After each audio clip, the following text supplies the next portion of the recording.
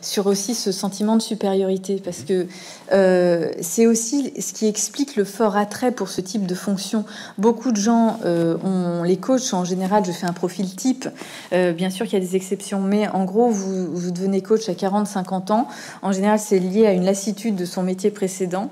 On n'en peut plus de son métier, et puis tout d'un coup, on a cette ouverture, cette délivrance soudaine qui arrive avec le métier de coaching. Et pourquoi c'est très attractif?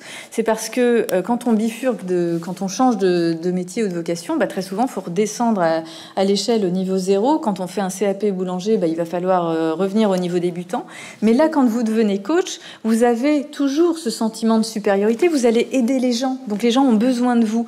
Et ce sentiment de supériorité crée une forme de satisfaction narcissique et qui explique cet engouement fort pour ce type de fonction. Et évidemment, c'est beaucoup moins compliqué. C'est très satisfaisant narcissiquement.